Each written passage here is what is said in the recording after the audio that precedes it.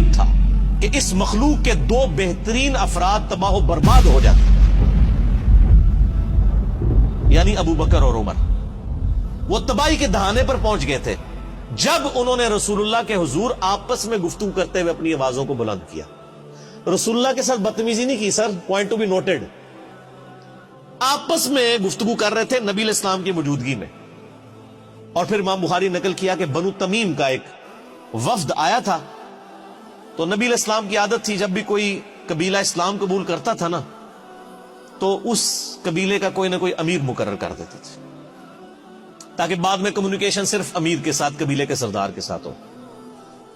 تو حضرت عمر کا مشورہ تھا کہ ایک شخص تھا اقرا، اس کو امیر مقرر کیا۔ تو حضرت ابو بکر نے کہا کہ نہیں، یہ شخص اتنا مناسب نہیں ہے، یہ جو دوسرا شخص ہے نا قعقاع بن عمرو التمیمی، یہ بہت بہادر تھا، جس کے بارے میں حضرت ابو بکر کہا کرتے تھے نا یہ 1000 بندوں پہ بھاری ہے۔ اسی کو خالد بن ولید کے ساتھ جنگ یرموک کے لیے بھیجا تھا، اور قادسیہ کے لیے بھی بعد میں، قعقاع بن عمرو التمیمی۔ تو حضرت ابو بکر کا مشورہ تھا قعقاع کو جو ہے نا یہ امیر مقرر کیا جائے۔ تو حضرت عمر نے کہا کہ ابو بکر آپ ہر مسئلے میں نا یعنی میرے ساتھ اختلاف کرتے ہیں، میرا مشورہ جو ہے زیادہ مناسب ہے۔ بس آپس میں تلخ کلامی ہو گئی، نبی علیہ السلام بیٹھے ہوئے تھے، آیات نازل ہو گئی کہ نبی کی موجودگی میں آواز بھی بلند کی نا تو بیڑا غرق ہو جائے گا۔ اچھا، حضور کے ساتھ کوئی بدتمیزی نہیں کی آپ کی موجودگی میں۔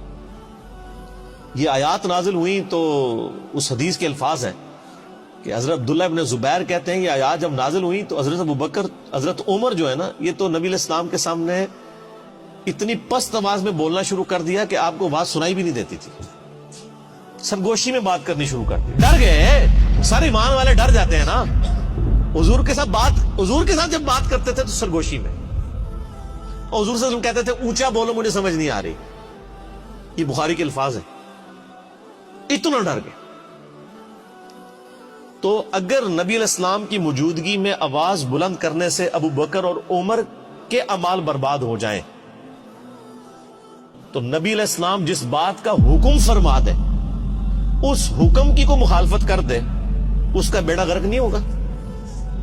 آج ہم کسی کو بتائیں کہ بخاری اور مسلم میں نماز کا طریقہ یہ لکھا ہے کہ نبی علیہ السلام رکوع میں جاتے وقت، رکوع سے اٹھتے وقت رفع الیدین کرتے تھے، اور تم بھی اسی طریقے کے اوپر نماز پڑھو، اور وہ کہ جی میرے بابا جی یہ کہتے ہیں، میرے عالم صاحب یہ کہتے ہیں، میرے ابا جی تہنج پڑھ دینے، تو اس کے اعمال بچ جائیں گے۔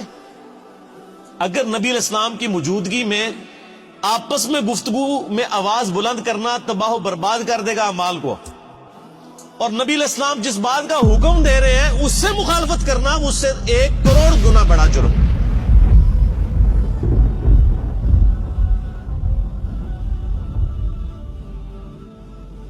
ایک چیز آپ نے حکم فرما دی، اس سے مخالفت کرنا دین میں یعنی جتنی بھی چیزیں، وہ اس سے بڑا جرم ہے۔ اس کے اندر امپلائیڈ ہے یہ چیز۔ یہ نہ سمجھے کہ یہ حضرت ابو بکر عمر کے لیے اور آج جناب ہماری تو خیر ہے جو مرضی کرتے رہے، ہم نے کون سا حضور کے پاس جا کے بیٹھنا ہے کہ ہماری آواز بلند ہوگی۔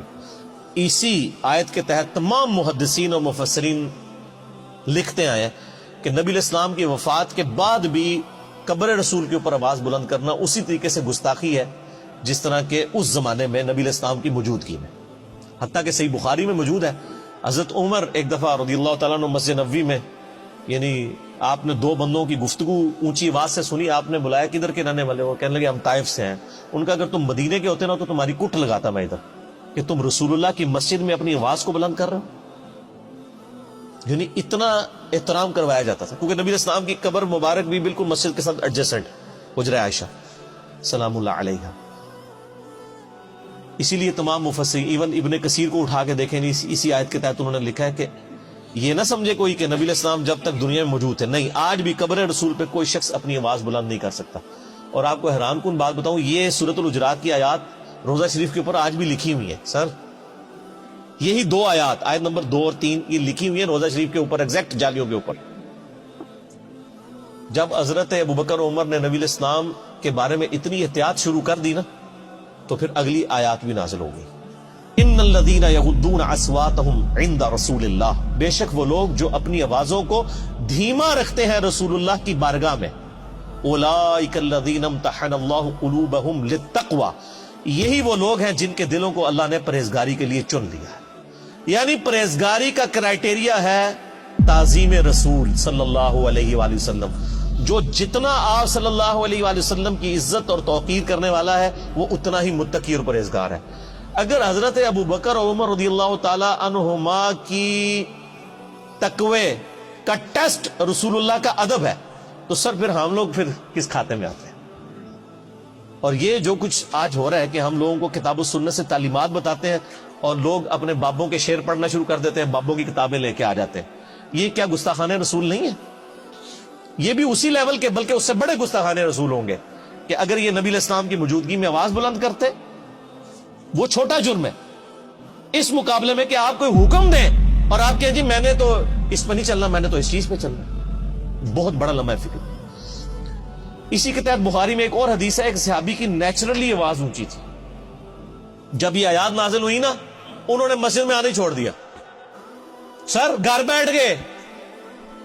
نبی علیہ السلام نے پوچھا 3-4 دن ہوئے وہ بندہ نظر نہیں آ رہا, پتہ کرو بیمار ہے کیا ہے. پتہ کرنے گئے تو انہوں نے کہا جی میرے قرآن میں تو آیات نازل ہو گئی کہ جس کی آواز بھی بلند ہوئی تو مارا گیا, تو میری تو آواز ویسے ہی اونچی ہے, تو میں تو پھر وہاں پہ گیا تو میرا تو بیڑا غرق ہو جائے گا. اور وہ یہ سمجھ رہے کہ میرے بارے میں نازل ہوئی ہے, انہوں نے خود ہی ایزیوم کر لیا. نبی علیہ السلام نے پھر پیغام بھجوایا کہ وہ مومن ہے, اس کی آواز نیچرل اونچی ہے, اس کو تیرے بارے میں مسئلہ کوئی نہیں ہے. یعنی ان کی نیچرل آواز تھی تو ان کو بینیفٹ آف ڈاؤٹ دیا گیا کہ یہ اونچا بولتے ہیں, وہ علیحدہ معاملہ ہے. یہ ان لوگوں کے بارے میں یعنی کہ آپ اسلام کی موجودگی میں جو جان بوجھ کے کوئی جھگڑا کر کے آواز بلند کریں, اس طرح کی صورت ہے. ویسے اگر کوئی بولنے میں ویسے جس کی آواز بلند ہے تو اس کو بینیفٹ آف ڈاؤٹ دیا گیا. یعنی یہی دین فطرت ہے نا. تو بال صحابہ کرام کو آپ دیکھ لیں, اللہ فرماتا ہے ان کے دلوں کو ہم نے تقوی کے لیے چن لیا ہے. جو رسول اللہ کے حضور اپنی آوازوں کو پست کرتے ہیں, لہم مغفرۃ و اجر عظیم, ان کے لیے مغفرت بھی ہے اور بہت بڑا اجر ہے. جو نبی علیہ السلام کا ادب کرنے والے لوگ ہیں, آپ علیہ السلام کی بارگاہ میں مؤدب بن کے بیٹھتے ہیں. رسول اللہ صلی اللہ علیہ وسلم کا ادب آج بھی اسی طریقے سے.